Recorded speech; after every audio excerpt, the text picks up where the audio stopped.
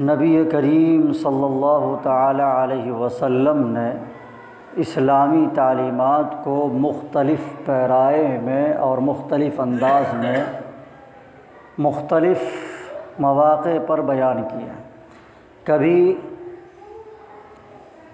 جنت کی نعمتوں کا ذکر کر کے ان کو پانے کی تلقین فرماتے، کبھی جہنم کا تذکرہ کرتے اور ان سے بچنے کی تلقین فرماتے، کبھی گناہوں پر اپنی ناراضگی کا اظہار فرما کر لوگوں کے دلوں کے اندر ان گناہوں کی نفرت بیٹھاتے ہیں، اور کبھی کبھی گزشتہ اقوام کے واقعات اور قصص بیان کر کے امت کو راہ حق پر لانے کی سعی مشکور فرماتے۔ میں نے ابھی ایک روایت پڑھی ہے، یہ روایت اسی سلسلے کی ایک کڑی ہے جس میں اللہ کے نبی صلی اللہ علیہ وسلم نے گزشتہ قوم کے 3 افراد کے واقعے کو اور قصے کو نقل کیا ہے، اور اس سے پہلے آپ نے اس واقعے کو شاید سنا ہوگا، پورے طور پر اگر مستحضر نہیں ہوگا لیکن کچھ نہ کچھ ذہن میں بات ضرور ہوگی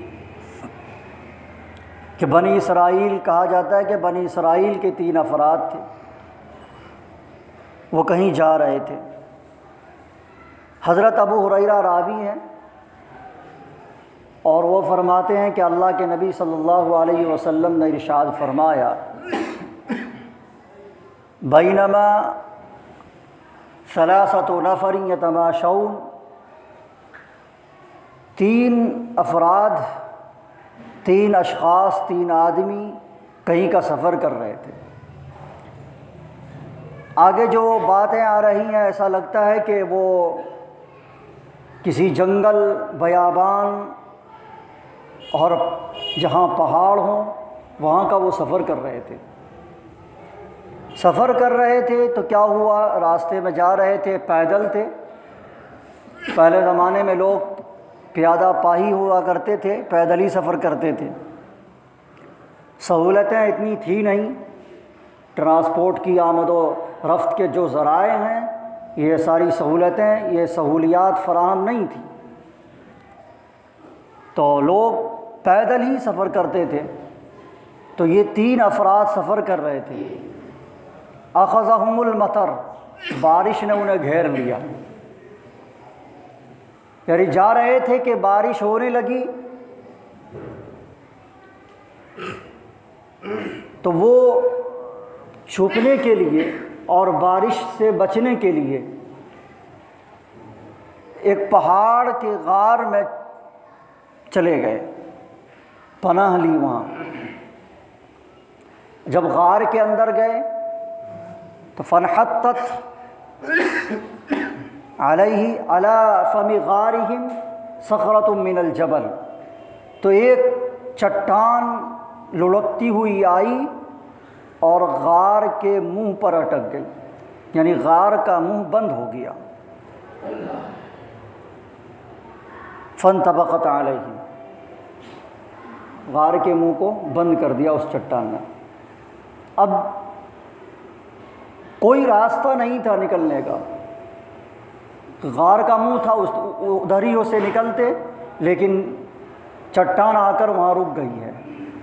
اب 3 افراد تھے، تینوں میں سے ہر ایک نے یہ کہا جب دیکھا کہ اب بچنے کا کوئی راستہ نہیں، یہ غار قبر بن چکا ہے، اب اللہ کے علاوہ کوئی بچانے والا نہیں ہے، تو ان تینوں افراد نے آپس میں گفتگو کی۔ فقال بعضهم لبعض، آپس میں ایک دوسرے سے کہا، انظروا اعمالا اعملتموها للہ خالصہ، ایسا کرو کہ ہم میں سے ہر ایک فرد یہ دیکھے کہ اتنی زندگی میں کوئی ایک ایسا عمل تو ہوگا جس عمل کو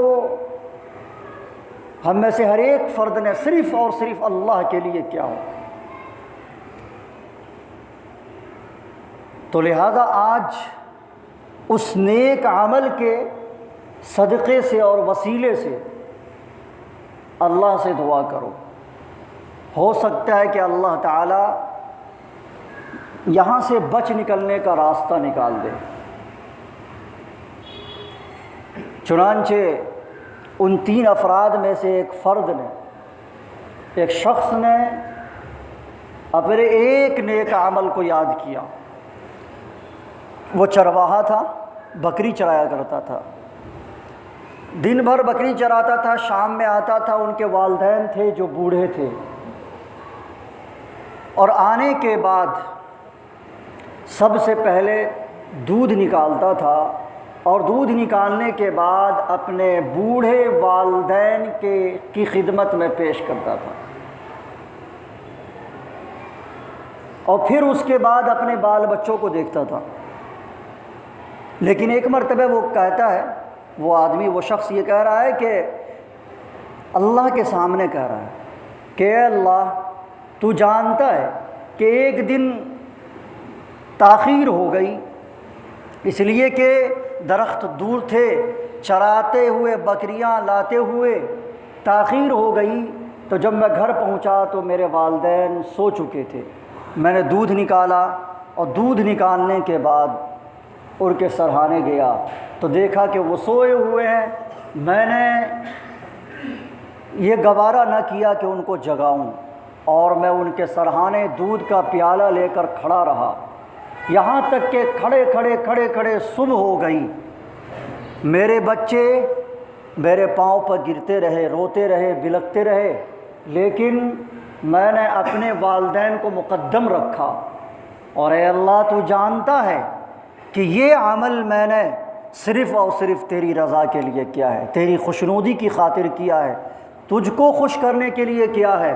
اے اللہ، میرے اس نیک عمل کے صدقے تو فعل اس یہاں سے بچ نکلنے کا راستہ نکال دے، اور اس چٹان کو تو ہٹا دے۔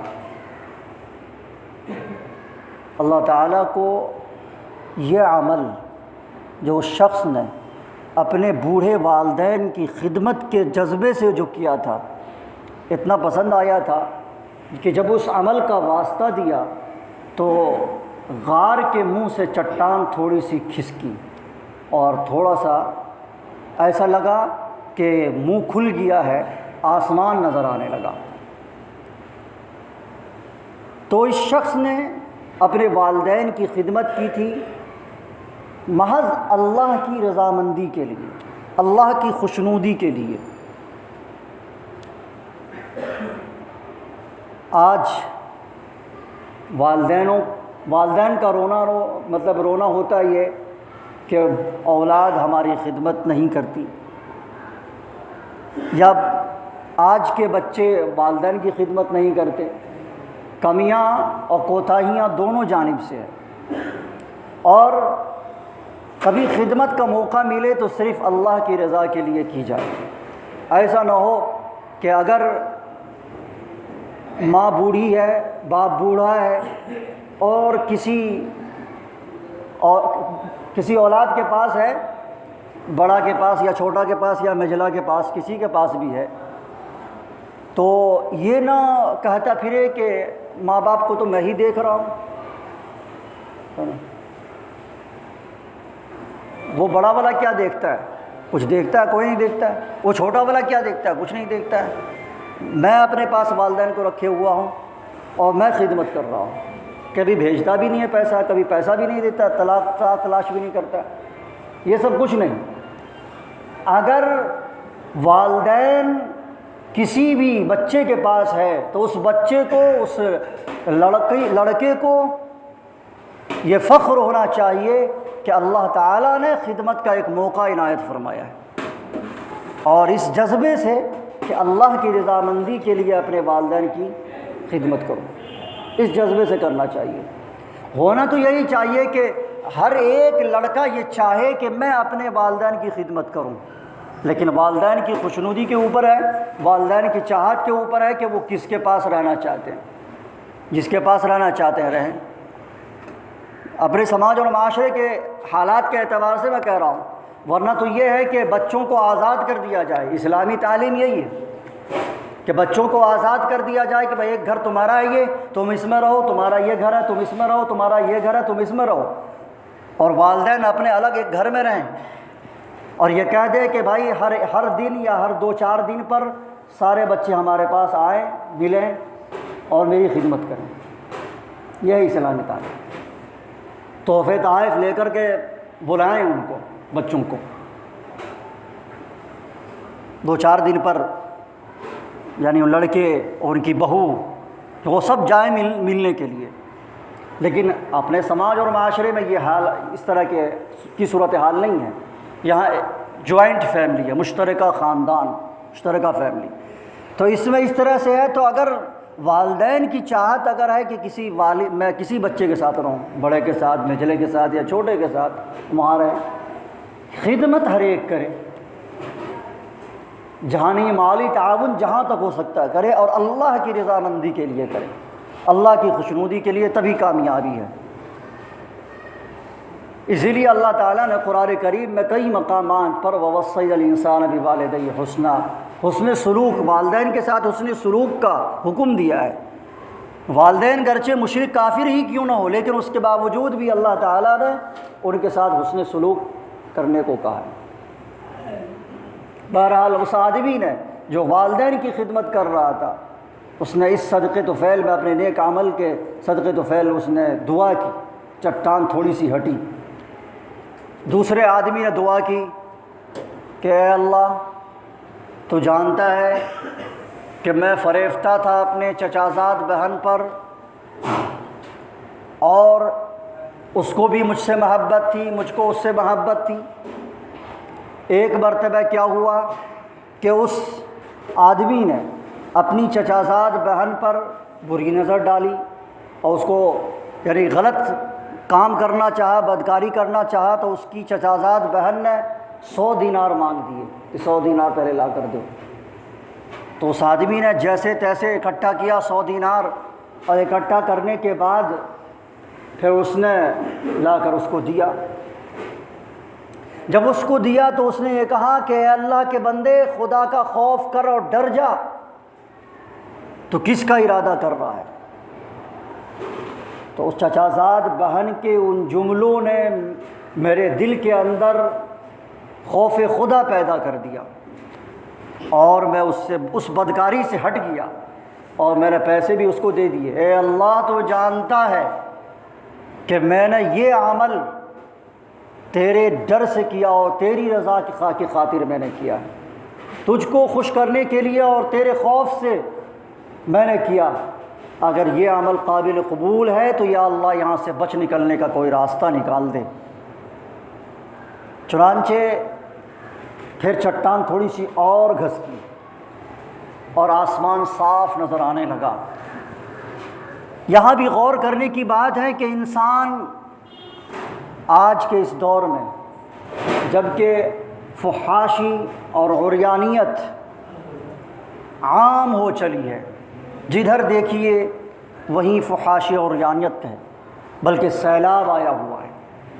ہر جگہ دیکھیں آپ، اور آج تو بہت آسان ہے، بہت آسان ہے، ہر ایک کے پاس ایک کیا کہتے ہیں سیل فون ہے، ہر ایک کے پاس۔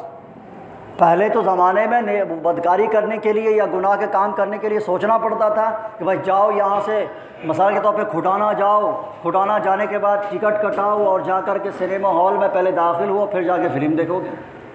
اب تو ہر ایک کے پاس موبائل ہے، وہ جہاں چاہتا ہے، جہاں بیٹھے بیٹھے وہ دیکھنا شروع کر دیتا ہے۔ بہت آسان ہے۔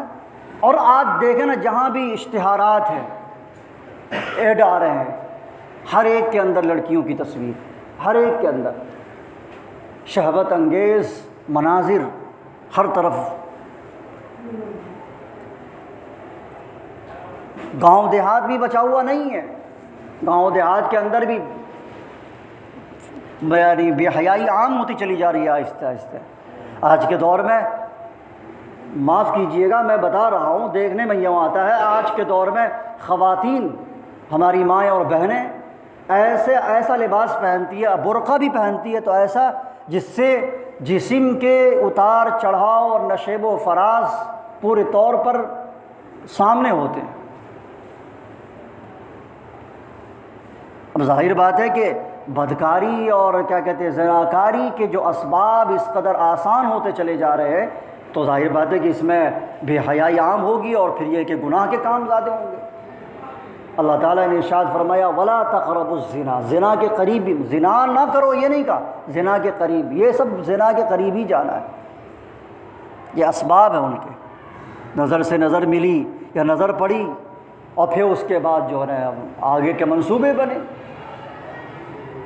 تو اللہ کا خوف اگر دل کے اندر ہوگا، وَأَمَّا مَنْ خَافَ مَقَامَ رَبِّهِ وَنَهَى النَّفْسَ عَنِ الْهَوَىٰ فَإِنَّ الْجَنَّةَ هِيَ الْمَأْوَىٰ، جو شخص اللہ کے سامنے کل قیامت میں، یعنی یہ سوچ لے کہ کل قیامت میں اللہ کے سامنے کھڑا ہونا ہے اور اللہ کے اس خوف سے ڈر جائے، وہ خوف دل کے اندر آ جائے اور بچ جائے بدکاری سے، تو اس کا ٹھکانہ جنت ہے۔ تو اس آدمی نے یہ کام کیا تھا اللہ کے خوف سے، اللہ کی رضا کے لیے، چنانچہ اللہ تعالیٰ کو یہ عمل پسند آیا، اس نے اس عمل کو قبول کر لیا، اور قبول کرنے کے بعد وہاں سے بچ نکلنے کا ایک راستہ نکال دیا کہ چٹان تھوڑی سی اور گھسک گئی۔ اب ایک آدمی اور بچا تھا تیسرا، اس نے بھی ایک نیک عمل کیا تھا۔ اس نے یہ کہا تھا کہ اللہ، ایک مزدور کو میں نے رکھا تھا اپنی مزدوری پر اپنے گھر میں کام کرنے کے لیے، تو اس نے کام کیا لیکن مزدوری لینے سے پہلے وہ چلا گیا، مزدوری لینے سے پہلے ہی چلا گیا۔ اب میں نے اس کی مزدوری کو جو دھان دینا چاہ رہا تھا مزدوری میں محنتانہ، اب نہ روپیے پیسے کی فراوانی ہے، پہلے زمانے میں تو غلہ اناجی سے ذریعے سے تبادلہ ہوتا تھا نا، مبادلۃ المال بالمال، تو سامان ہی ہم نے اپنے بچپن میں بھی دیکھا ہے کہ بھائی دکان میں جاؤ، 2-4 کلو دھان لے لو یا چاول لے لو اور وہاں سے کچھ کھانے پینے کے سامان لے لو، پاپڑ لے لو، تیل لے لو، نمک لے لو، ہلدی لے لو، ہے کہ نہیں؟ لیکن وہ اب تو ختم ہو گیا، اب پیسے کی فراوانی آ گئی تو اب پیسے چل رہے ہیں، اب تو کوئی لے گا بھی نہیں، کہے گا کہ تم ہی رکھو اپنے گھر میں، پیسے لے کے آؤ، اتنی فراوانی ہے جو، لیکن پہلے زمانے میں چلتا تھا۔ تو مزدوری میں، اور پھر مزدور جو مزدوری کرتے تھے تو اب تو وہ پیسہ لیتے ہیں، لیکن پہلے زمانے میں دھان ہی پر کام کرتے تھے، دھان کاٹنا، دھان روپنا، سب کچھ۔ تو دھان رکھا تھا، اس نے کیا کیا کہ یہ سوچا کہ اس کی مزدوری جو یہ رہے گی تو کم ہوتی چلی جائے گی، سڑ جائے گی، دھان وان برباد ہو جائے گا، تو اس نے اس کو کھیت میں لگانا شروع کر دیا، اور اس سے اتنی پیداوار پیدا کیا کئی سالوں میں کہ اس کے ذریعے سے بیل خرید لیے اس نے اور مزدور بھی۔ چنانچہ کئی سال کے بعد وہ مزدور لوٹا تو اس نے کہا اے اللہ کے بندے، اپنے اوپر ظلم نہ کر اور حق تلفی نہ کر، میرا حق مجھے دے دے۔ تو اس آدمی نے کہا کہ جاؤ فلاں جگہ میں جو بیل چر رہے ہیں اور وہ جو مزدور ہے جو چرواہا چرا رہا ہے وہ سب تمہارا ہے، لے جاؤ تم۔ کہا یار تم مذاق اچھا کر لیتے ہو۔ اس مزدور نے کہا بہت اچھا مذاق کر لیتے ہو تم، بھائی ایک دن کی مزدوری ہماری اتنی ہے۔ تو کہا کہ دیکھو بات یہ ہے کہ مزدوری تو تمہاری تھی 4 ہی سیر دھان، لیکن یہ کہ ہم نے اس کو کھیت میں لگایا اور پیداوار ہوئے اور جو ہمارا بنتا تھا ہم نے رکھا، جو تمہارا بنتا تھا تمہارے حصے میں رکھتا گیا، اس طرح سے ہم نے اس کے ذریعے سے بیل خرید لیے، اور اسی نیت سے خریدا تھا کہ جب تم لوٹ کر آؤ گے تو ہم تم کو دے دیں گے، یہ تمہارا ہی سامان ہے، تمہاری مزدوری کے عوض میں یہ سب۔ چنانچہ اس آدمی نے کہا اے اللہ تو جانتا ہے کہ میں نے یہ عمل صرف اور صرف تیری رضا کی خاطر کیا تھا، اگر یہ عمل تیرے نزدیک قابل قبول ہے تو یہاں سے بچ نکلنے کا راستہ نکال دے۔ چنانچہ غار کے منہ پر جو چٹان کچھ پہلے سے ہٹی ہوئی تھی اور ہٹ گئی، اور اتنی ہٹ گئی کہ تینوں آدمی آسانی کے ساتھ باہر نکل سکتے تھے، اور چنانچہ وہ تینوں کے تینوں باہر نکل بھی گئے۔ تو کہنے کا مقصد یہ ہے کہ ان تین نیک کام، ایک تو یہی کہ والدین کی خدمت اللہ کی رضا کے لیے ہو، اگر کوئی کر رہا ہے نافرمانی تو عقوق الوالدین ہے، اللہ کے والدین کی نافرمانی ہے جس کا گناہ اس دنیا کے اندر بھی ملتا ہے۔ ایک تو سارے کا گناہ کا جو جزا اور سزا جو ہے وہ تو قیامت کے لیے مؤخر ہے، لیکن اللہ تعالیٰ کا ارشاد ہے، اللہ تعالیٰ خود فرماتے ہیں، یعنی حدیث قدسی ہے کہ اللہ کے نبی فرماتے ہیں کہ اللہ تعالیٰ فرماتے ہیں کہ اس کی سزا جو ہے دنیا ہی میں مل جاتی ہے۔ اللہ تعالیٰ شرک کو تو کبھی مانا ہی نہیں کریں، لیکن اس کی سزا مؤخر کر سکتے ہیں، کل قیامت میں دیں گے۔ کوئی ضروری نہیں ہے کہ دنیا ہی میں کافر کو سزا دے دیں، شرک کی سزا، لیکن اگر کسی نے والدین کی نافرمانی کی تو مرنے سے پہلے اس کو اس کی سزا مل جائے گی۔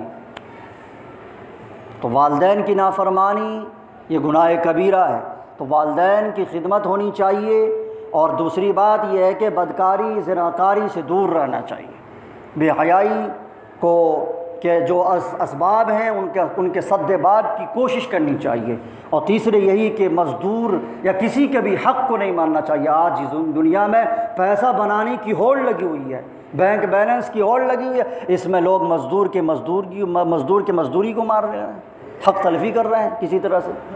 تو لہذا یہ تین کاموں سے کہ کرنا چاہیے اللہ کی رضا کے لیے، اور ان تینوں گناہ کبیرہ سے بچنا چاہیے اللہ کے خوف سے۔ اللہ تعالی ہم سب کو کہنے سننے سے زیادہ عمل کی توفیق عطا فرمائے۔ آمین۔ وآخر دعوانا ان الحمد للہ رب العالمین۔